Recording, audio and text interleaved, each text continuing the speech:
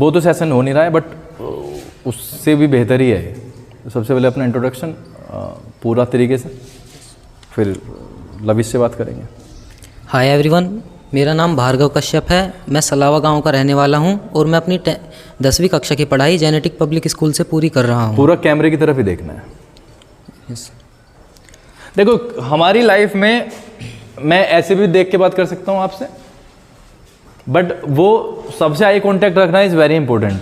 ठीक है, उससे ना कनेक्शन आता है और ये आपके लिए डिफिकल्ट हो सकता है। फर्स्ट ऑफ ऑल ये भी प्रक्रिया है। आप जितनी बार यहाँ पे आओगे तो वो कनेक्शन ना वो गाढ़ा होता जाएगा, यानी कि मजबूत होता जाएगा। आपकी उम्र से कोई फ़र्क नहीं पड़ता, आपके यहाँ पे नंबर ऑफ टाइम्स आने से फ़र्क पड़ता है। आपके नंबर ऑफ जो लोग होते हैं, नंबर ऑफ पीपल होते हैं, उनके सामने जाने से फ़र्क पड़ता है। आप 40 साल के हो गए हैं, आप सोचते हो कि अब मैं जाके भाषणबाजी कर दूंगा, नहीं कर पाओगे।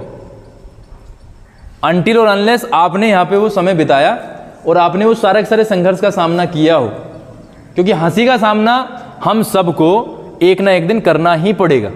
उस हंसी से डरोगे तो फिर जाओगे, और अगर उस हंसी को झेल गए तो फिर पार होना ही होना है। ठीक है, तो कैमरा की तरफ देखना है, कैमरा से ऑडियंस जो है ना वो कनेक्ट करने की कोशिश करेगी। हाय एवरीवन, मेरा नाम भार्गव कश्यप है। मैं सलावा गांव का रहने वाला हूं और मैं अपनी 10वीं कक्षा की पढ़ाई जेनेटिक पब्लिक स्कूल से पूरी कर रहा हूं। परिवार के बारे में बताओ। मेरे परिवार में 4 लोग हैं। मेरे माता पिता, मैं और मेरा भाई। मेरे पिता एक किसान हैं और मेरी माता एक हाउसवाइफ है, और मेरा भाई भी एक स्टूडेंट है। लविश बताओ। Hello everyone, I am Lavish and I study in 10th standard from Genetic Public School. In genetic public school. In Genetic Public School. मैं यूपी के मेरठ ज़िले के सलावा गांव में रहने वाला हूँ। मेरी फैमिली में 11 मेंबर्स है। मेरे फादर एक फार्मर है, मेरी माताजी मेरा घर चलाती है, और मेरी एक सिस्टर भी है जो मेरे ही साथ मेरे स्कूल में मेरी क्लास में पढ़ती है। हम दोनों एक ही स्कूल से शिक्षा प्राप्त कर रहे हैं। जॉइंट फैमिली है ना तुम्हारी तो, है ना? जॉइंट फैमिली, चाचा वगैरह एक साथ ही रहते हैं। ठीक। लविश, हम कक्षा 10 में हैं और आपको मोटिवेशनल चीज़ें मिल ही रही हैं। वो वाली चीज़ें बताओ सबसे पहले। तो जब हम प्रवेश करते हैं कक्षा 9 में, और 8वीं से जो कक्षा 9 में, आपके लिए भी वही वाली चीज़ रहेगी, और ट्राई करना है कि अपना एक्सपीरियंस आप यहाँ पे शेयर करो। कक्षा 8 से जब कक्षा 9 की तरफ बढ़ते हैं तो पहले 2-3 महीने बहुत इंपॉर्टेंट है, बिकॉज मैंने ये फील किया है कि कक्षा 8 से कक्षा 9 में आने के बाद में जो पहला 2 महीने का जो पीरियड है, 40-50 दिन का, वो कौन सा, अप्रैल और मई का, उसमें कम ही चीज़ें समझ आती हैं। और कई बार ऐसा लगता है स्टूडेंट्स को, कई बार तो मुझे भी इनिशियल लेवल पे ऐसा लगा कि यार पता नहीं ये समझ पाएंगे कि नहीं पाएंगे, क्योंकि 6, 7, 8 का सिलेबस एक लेवल पे काम करता है, 9th में वो थोड़ा सा ऊपर चले जाता है। तो एक तो उसके बारे में बताना है, और जब आप 10th में एंटर करते हो तो फिर आपने क्या लक्ष्य बनाए हैं और कब बनाए, वो इस तरीके के है बस मेरा नॉलेज प्राप्त करने का लक्ष्य। बताओ। जब मैं 8th से 9th में आया तो मेरे को ऐसा लगा कि ये बहुत हार्ड है, बहुत डिफ़िकल्ट है। मेरे को लगा कि मैं नहीं कर पाऊँगा, लेकिन 2-3 महीने गुजरने के बाद जब मेरे को थोड़ा समझ में आने लगा तो मैंने सोचा ऐसे काम नहीं चलेगा, थोड़ा पढ़ना पड़ेगा। मैंने पढ़ना स्टार्ट किया। फिर अमरीश सर, जो कि हमारे रेस्पेक्टिव टीचर है, प्रिंसिपल है, उन्होंने कहा आपके ब्रेन के हिसाब से आप बहुत अच्छा प्रोग्रेस कर रहे हो। तो मैंने कहा ओके सर, ठीक है। उन्होंने कहा ऐसे ही करते रहना और रुकना मत। मैं करता रहा, और अंत में जब मेरा रिज़ल्ट आया तो मेरे को पता लगा कि साइंस में, जो कि मैं सबसे ज़्यादा कर रहा था, उसमें मेरे सबसे कम मार्क्स है। ऐसा इसलिए हुआ क्योंकि वहाँ पे मेरे को एक डर था कि मैं कर नहीं पाऊँगा, और उस डर ने ऐसा किया मेरे साथ में कि मैं कर ही नहीं पाया उसको। मैं करता रहा लेकिन वो हुआ ही नहीं। ऐसा हुआ कि वो गलत ही हुआ। वो मेरे अंदर का एक डर था। और फिर मैंने 10th में आते आते सोचा कि इस डर को ख़त्म करना है। तो मैं सुबह को तो कुछ पढ़ता नहीं हूँ, लेकिन मैं रात को पढ़ता हूँ। 8:30 बजे मैं घर आता हूँ, कम से कम 9 से मैं 12 बजे पढ़ता हूँ, फिर 4 बजे उठता हूँ, 4 से 5 या 6 मैं पढ़ता हूँ। अब मेरा ऐसा एक बना लिया मैंने, तो उसके हिसाब से अभी मैं चल रहा हूँ। ठीक है भार्गव, सेम क्वेश्चन है, सेम एक्सपीरियंस बताना है।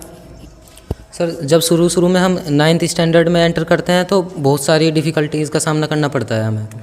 जैसे कि बहुत सारी चीज़ें समझ में नहीं आती, लेकिन जैसे जैसे टाइम गुजरता है तो हमारा थोड़ा जो कॉन्फिडेंस लेवल है वो भी बढ़ता है और जो चीज़ें आसान होने लगती है। इसी तरह हम थोड़े थोड़े एक्सपर्ट होते जाते हैं और फिर 9th क्लास के बाद जब हम 10th स्टैंडर्ड में एंटर करते हैं तो सभी स्टूडेंट्स के अंदर ये रहता है कि हमें 10th स्टैंडर्ड में तो अच्छे परसेंटेज से पार करनी है। उसके लिए काफ़ी स्टूडेंट्स मेहनत करते हैं, कर भी रहे हैं और कुछ नहीं भी करते। 10th स्टैंडर्ड में बहुत ज़्यादा कंपटीशन होता है और उस कंपटीशन को किसी तरह तो हमें पार करना ही होगा, क्योंकि ये अभी तो कंपटीशंस की शुरुआत है सिर्फ हमारी ज़िंदगी की। आगे इससे भी बहुत बड़े बड़े कंपटीशंस का सामना हमें करना पड़ेगा। ये जो आप लैग देख रहे हो ना, बीच बीच में आवाज़ का कांपना या रुक जाना, ये जो चीज़ हो रही है ना, इन्हें आप समझ के चलो कि बून है। जितना होगा इसका मतलब आपके अंदर उतनी खामी थी या हेजिटेशन थे, और जितना ज़्यादा आप यहाँ पे उन चीज़ों को बाहर वो निकलती जाएंगे, उतना ही ज़्यादा आप ये मान के चलें, उतना ही ज़्यादा आपके इस लेवल के लिए वो अच्छा होने वाला है। ठीक है, तो मैंने जैसे बोला है कि अगर वो होती हैं तो पब्लिक को मोटिवेट करना चाहिए, ना कि डिस्करेज। ठीक है, हमें सिर्फ ये कहना चाहिए कि कोई बात नहीं ना, ये कभी हार जाना कभी जीत जाना होते रहता है, बट अगर हम चीज़ों को कोशिश करते रहते हैं कंटिन्यूसली तो फिर जीत पक्की है। और जीत का मतलब हमेशा पैसे से नहीं होता भाई, जीत का मतलब पैसे से नहीं होता। हम तीसरे और 5वें सवाल से लड़ेंगे ना, 10 जो सवाल हैं मैंने 2 पे इंपॉर्टेंट निशान लगवाए हैं 10th में, तीसरा और 5वां, उससे लड़ाई है ना हमारी, लड़ना ही पड़ेगा। कई बार वो हमें परेशान करेगा बहुत ज़्यादा, 5वां सवाल स्पेशली या तीसरा सवाल वो परेशान करेगा, लेकिन उसका मतलब क्या हार जाना नहीं, वो एक ना एक दिन हो ही जाना है जब हम लगातार उसके बारे में प्रैक्टिस करेंगे। तो लविश के बारे में एक चीज़ हुई, उसके बारे में हम चीज़ें करना चाहते थे बट वो नहीं कर पाए। पिछले साल हम जब ये खडंजा लगने वाली बात हो रही थी तो एक इंसिडेंट हुआ, आपको पता है? आपको पता होगा, भार्गव बताएगा क्या हुआ। सर उस टाइम पे हमारे एग्ज़ाम्स चल रहे थे, तो फिर जो मेरा क्लासमेट मेरा दोस्त है, इसको यहाँ हमारे स्कूल के सामने 5,000 रुपये मिले। 5,000 थे ना sir? He got 5,000 rupees on the road. उसने देख लिया, आगे बताओ। जो काफ़ी लोग होते वे या तो उन पैसों को रख लेते या फिर किसी को बताते ही नहीं, पर इसने ऐसा नहीं किया। इसने आके स्कूल में इन्फॉर्मेशन दी और जिसके पैसे थे उन्होंने उन्हें कलेक्ट कर लिया। 5,000 रुपये मिले इसे। तो आई वो स्टैंडिंग आउटसाइड, आई थिंक मैं गेट के पास ही था शायद, तो इसने मुझे वो ला के दे दिए। मैंने फर्स्ट पॉइंट पे सोचा कि शायद फीस लेके आया होगा, तो तब इसने मुझे शायद बताया। तो पहले तो ताली बजाओ। मतलब मैं आपको बताऊं, ये बहुत बड़ी बात है और इसके लिए बड़ा इजी होता, ये उस दिन एब्सेंट ही हो जाता। यहाँ पे उठाए, उधर से निकल गया, कह देना कि मेरी तबीयत खराब। ये तो बड़ा इजी होता है, गलत काम करना बड़ा इजी होता है, उसमें सिर्फ झूठ का सहारा लेना पड़ता है, फिर उस पर लीपा पोती करते फिर बाद में जाके डिफिकल्ट बनता है वो। लेकिन इसने वो चूज़ किया रास्ता कौन सा, ये सारे के सारे हमें कोई नहीं कराते, ये परिवार के संस्कार ही होते हैं जो हमें कहीं ना कहीं इफेक्ट करते हैं। उसके बाद में मेरे मन में आई कि जिसके पैसे हैं ना उससे मजाक किया जाए, क्योंकि मुझे तो पता नहीं था किसके। अब यहाँ पे इतने सारे आदमी होते हैं तो किसके हो सकते हैं 5,000 रुपये। उसे पता नहीं किसने इन्फॉर्मेशन दे दी, वो लीक हो गई होगी बात, शायद मैंने दी थी, इसी ने दी थी। और वो मेरे पास आया कि इस तरीके से बात है, तो मेरे मन में मस्ती का पूरा वो था। रखने तो हमें थे ही नहीं, वो तो देने ही थे। यहाँ नहीं देते तो किसी ऐसे व्यक्ति को देते हैं जहाँ से वो कलेक्ट कर लेता है, एक ऐसी संस्था में। संस्था का मतलब जैसे प्रधान जी हो गए हैं, वहाँ पे पकड़ा देते, भैया जो आए उससे पूछ पाछ के दे देना आप, जिस तरीके से आप डिसाइड करो। तो ये भाई साहब ने उससे पहले ही बता रखा था शायद कि मैंने वहाँ पे दे दिए, तो वो आया मेरे पास। अब वो डायरेक्ट नहीं कह सकता ना कि मेरे पैसे दे दो, और जबकि 5,000 रुपये का मोल बहुत होता है, और ऐसे व्यक्ति के लिए जो रोज़ 300, 400, 500 रुपये कमाता हो, 5,000 रुपये यार बहुत बैठते हैं। तो मेरे मन में पूरा का पूरा उससे मजाक करने का मूड था। मैंने कहा है ही नहीं, मैंने उसे भेज दिया।